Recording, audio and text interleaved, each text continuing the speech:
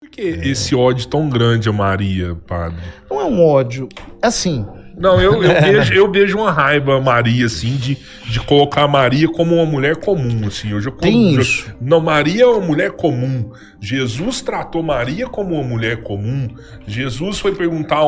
Maria foi perguntar onde Jesus estava. Estava na casa do meu pai, mulher, e não conversa com ele. Aí tem aquela outra situação que eu não sei qual que é as passagens da Bíblia certo, mas que chegam lá, Jesus, ó, sua mãe veio aqui para te ver, né? Sua mãe e seus irmãos. Não, perante a Deus todos são meus irmãos, né? Como se não fosse família de Jesus, é isso mesmo? Não, esses textos, né, a que você fazia a menção, na verdade estão falando sobre outro assunto. Porque, veja, os judeus tinham uma aliança, e tem uma aliança, que é uma aliança de geração carnal. O que é isso, né? Então, Deus fez uma aliança com Abraão e com a sua descendência. Só é judeu quem nasce de um ventre judeu. Uhum. Ou seja, quando chega Maria e os chamados irmãos de Jesus para falarem com ele enquanto ele estava pregando, e ele diz assim, quem é minha mãe, quem são meus irmãos? Minha mãe e meus irmãos são aqueles que fazem a vontade de Deus e as põem em prática. Jesus não está fazendo uma mariologia ali. Não é a função do texto. O que Jesus está dizendo é, agora nós temos uma nova aliança. A geração não se dá mais pela carne e o sangue. A geração agora é pela palavra. Eu estou gerando a fé no coração de vocês. Vocês estão se tornando meus irmãos pela graça que está sendo infundida em vocês. Então, eu posso ser cristão, eu posso ser judeu, posso ser árabe, posso ser índio, posso ser japonês, posso ser de qualquer procedência, que já não é mais uma descendência carnal. Agora é uma proveniência oriunda do Espírito Santo, pela fé, em Cristo. Nele nós todos somos irmãos. Então o texto está falando, no fundo, sobre isso. Uhum. Não é um tratado de mariologia. Uhum. Então todas essas questões que às vezes são apresentadas são textos retirados do seu contexto, querendo Mal forçar Jesus inclusive forçar Jesus a pecar, porque é uma coisa absurda, né?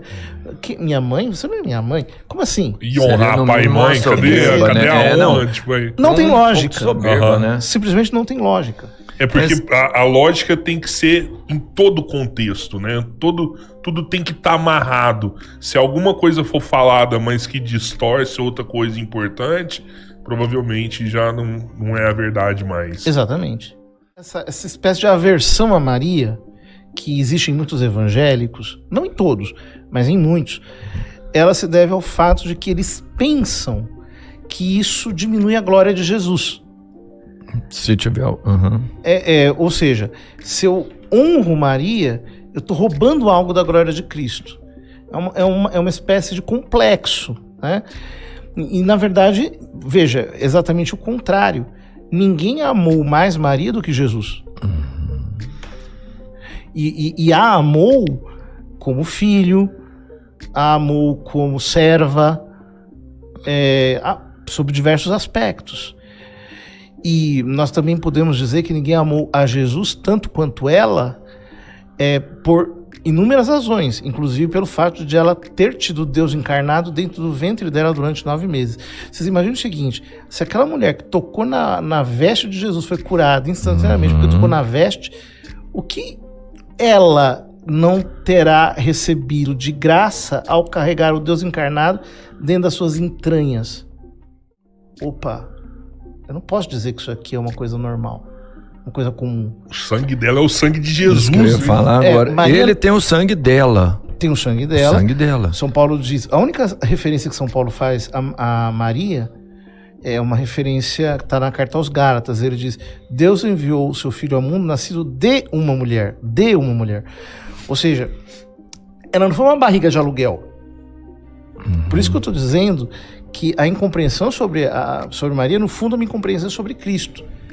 Ou seja, não é que Deus pegou uma espécie de matéria, criou uma matéria divina do nada e jogou lá dentro do ventre dela.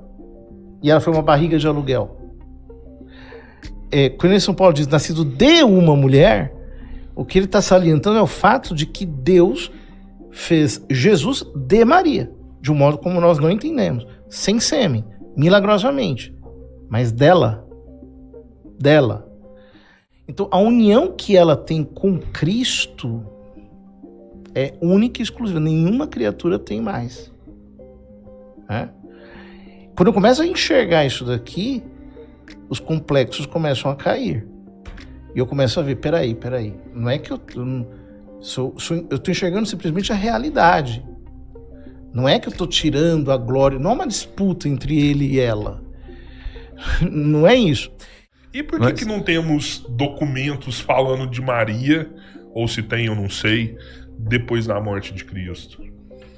Existem textos, são considerados textos não canônicos, ou seja, não são textos bíblicos. Mas, por exemplo, existem cartas de Santo Inácio de Antioquia a Maria. Ele estava vivo ainda na época, e ela também. E o que essas cartas falam? São cartas, alguns duvidam da autenticidade, porque não tem o original em grego, apenas são textos tardios, latinos, etc. Mas isso também, por exemplo, tem textos da Bíblia que só existem em latim, no latim tardio, e que não estão, por exemplo, no livro dos Provérbios, né? Enfim, ao menos na versão católica é assim. Então vejam, há textos, por exemplo, há o evangelho chamado Evangelho de São Tiago, é um apócrifo.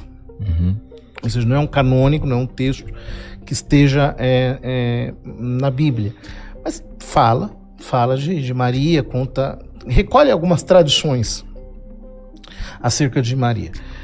E, sobretudo, você tem o magistério e os escritos dos padres da igreja sobre Maria, que todos eles estão recolhendo tradições apostólicas. Maria, depois, Jesus teve irmãos? Ela seguiu Carnais, uma vida? Não teria um mínimo sentido, né? Quer dizer, quando Cristo nasce de uma mãe virgem, é por isso, porque consagrando a virgindade dela, ela é mãe do Deus encarnado. Não tem o mínimo sentido que porque ela continua a viver. Queira ter outro. Pensa assim, o seu filho é o Deus encarnado. Eu não estou satisfeito, eu quero ter mais um. Acho que agora vai ser heresia fodida. Agora vai ser crucificado. O que não entra na minha cabeça, eu entendo tudo isso, mas falar que Maria morreu virgem, aí eu já acho que é um desrespeito a São José. Não, por quê? Ele foi o primeiro que respeitou a virgindade dela, a defendeu. Veja, quando no Evangelho de São Mateus, José pensa em abandonar Maria, por que ele pensa em abandonar Maria? Para defendê-la. Para defendê-la? Claro, ele fugiu porque ele assume uma culpa que ele não tem. Entendi. Se ele ficasse, ou ele denuncia, ou ele prevarica. Sim. Não tem saída. Então, para defendê-la. Vou fugir. O anjo diz, olha, o que está nela foi gerado pelo Espírito Santo. Quando o anjo, no Evangelho de São Lucas, diz assim, Maria, tu conceberás, darás à luz um filho, ele será chamado com o nome de Jesus, etc. Ela pergunta, como se dará isso se eu não conheço varão? Só que o texto começa dizendo, o anjo Gabriel foi enviado por Deus a uma cidade da Galiléia chamada Nazaré, a uma virgem desposada por um homem da tribo de Davi, da descendência de Davi, chamado José, e o nome da virgem era Maria. Ou seja, eu não conheço varão. O que significa isso? Eu não conheço varão. O texto começa dizendo que ela está desposada. Sou virgem. Mas ela não conhece varão. Então, mas não apenas que é noiva. O que é a desposada? Desposada não é simplesmente noiva. É uma espécie de casamento legal, mas ainda não factual. Entendi. Já está reservada. Mas está casada. Está desposada realmente. Só que ainda não está morando com o marido. Então veja, quando o texto coloca na boca da virgem essa alegação, eu não conheço o varão, isso revela o propósito de não se unir carnalmente àquele homem. Porque não faz sentido. Você fala, vai dar à luz um filho, será chamado e tal. Ah, entendi. Então quer dizer que o nosso filho vai ser... Não, ela opõe. Estando desposada, ela diz, não conheço o varão. Ou seja, aquele casamento já foi feito com o propósito de uma não coabitação, do ponto de vista carnal. E assim foi até o final da vida deles. É o que a igreja sempre ensinou, desde os seus primórdios, e é o que faz sentido, segundo o Evangelho. Se você pega os irmãos de Jesus, os tais dos irmãos de Jesus, por exemplo, Marcos capítulo 6, diz quem são eles, dá o nome. São Tiago, José, Judas e Simão. E fala das irmãs que ainda estão conosco. Muito bem. Quando você vai para o capítulo 27 de São Mateus, que é a cena da crucifixão, ou o equivalente de São Marcos, que é o capítulo 15, o que você vai encontrar lá é, aos pés da cruz estava Maria, mãe de Tiago e José. Quem é essa Maria, mãe de Tiago e José? Você pega o texto paralelo em São João. Aos pés da cruz estava a sua mãe, a irmã de sua mãe, Maria, mulher de Clopas, e Maria Madalena. Ou seja, Maria, mulher de Clopas, é a Maria, mãe de Tiago, José, Judas e Simão, irmã de Maria, que, portanto, deu à luz aos primos de Jesus. Era a tia, no caso seria a tia de Jesus com os filhos dela. É o que essa combinação de textos mostra para nós. Entendi. Então, veja, Maria Santíssima e São José não eram pessoas normais. Vou te dar um exemplo. Digamos que você encontrasse com a Santa Teresa de Calcutá. Você pensaria em alguma coisa sexual com ela? Não. Porque a santidade que ela transmite é um negócio extraordinário. Agora, imagine Maria Santíssima, que foi criada simplesmente para ser a mãe de Deus. Você imagina o grau de santidade que transparece dela? Veja, o anjo, aliás, o texto de São Lucas diz que Maria foi, assim que ela recebeu a anunciação, o anjo disse, né? Isabel, tua parenta, está grávida, este já é o 6º mês daquela que era considerada estéril, porque para Deus nada é impossível. Então Maria diz, eis a serva do Senhor, faça assim em segundo a sua palavra, e ela dirigiu-se apressadamente a uma cidade da Judéia, as regiões montanhosas, e diz assim que ao cumprimentar Isabel ficou cheia do Espírito Santo. Ela já estava. Então vejam, essas coisas, elas não são sem significado. Portanto, quando São José estava diante dela, aquilo só comunica santidade, castidade, só comunica graça, só comunica Deus. Acho que esse texto da visitação de Maria a Santa Isabel, ele foi escrito por São Lucas de olho num outro texto do primeiro livro de Samuel, que descreve o translado da Arca da Aliança para Jerusalém. E há um detalhe ali muito interessante, que há um determinado momento que a arca se desequilibra no lombo dos bois e um homem toca a arca e morre.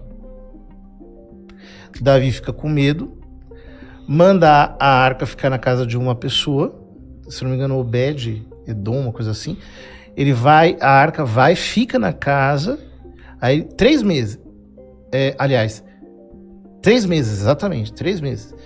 E aí ele vê, não, tá tudo bem, aquela casa só prosperou, então ele leva a arca para o palácio, para a sua casa. Sem encostar. Ou seja, há uma analogia aqui entre... Porque Davi pula diante da arca. Aí você vê no episódio da Anunciação o quê? A criança pulou no meu ventre de alegria. Né? Tem todos os detalhes muito parecidos. Ela fica 3 meses na casa de Isabel, o texto diz lá no final, e assim por diante. Então você vê que há um paralelismo. Uhum.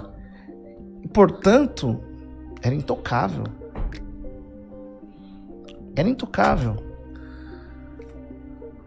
Não há... a não ser que você seja um naturalista e você pense que Nossa Senhora... Você coloca Nossa Senhora no mesmo pé que a Anitta, que a Luísa Sonsa. Tá tudo no mesmo nível. Então, a mulher desejável. Não farei isso mais. E São José é um homem qualquer, como qualquer outro também. Não é assim. Maria realmente é a nova Arca da Aliança. É a nova Arca da Aliança. Ela traz o próprio Deus no seu ventre. Mas isso está escrito, você veja no livro do Apocalipse, o capítulo 11. No final do capítulo 11 está escrito assim: e apareceu no céu o templo de Deus e a Arca da Aliança. Na sequência, e apareceu no céu um grande sinal, uma mulher vestida de sol, tendo a lua debaixo dos pés, na cabeça uma coroa de 12 estrelas, etc. Grávida daquele que vai reger as nações com cetro de ferro. O seu filho foi arrebatado para junto de Deus do seu trono, etc. Ou seja, o próprio São João no Apocalipse coloca a mulher em paralelo com a arca. Exatamente como o São Lucas faz no episódio da visitação. E mais, às vezes em que Jesus, especialmente no Evangelho de São João, quando ele chama Maria de mulher, na verdade, você veja, o que ele está fazendo aqui é uma referência ao capítulo 3 do livro do Gênesis, quando Deus diz à serpente: porém inimizade entre ti e a mulher, entre a tua descendência e a dela. Ela te ferirá a cabeça e tu lhe ferirás o calcanhar. Ou seja, quando Jesus a chama de mulher, ele está dizendo, ela é aquela mulher prometida em Gênesis capítulo 3, versículo 15. A nova Eva? Ela é a nova Eva. E mais, o próprio São João, no Apocalipse, utiliza o mesmo termo, mulher, para dizer, apareceu no céu um grande céu, uma mulher vestida de sol, etc, etc. Colocando um paralelismo entre Maria, a igreja, a Arca da Aliança, o resto de Israel fiel e assim por diante, né? Numa espécie de figura multidimensional.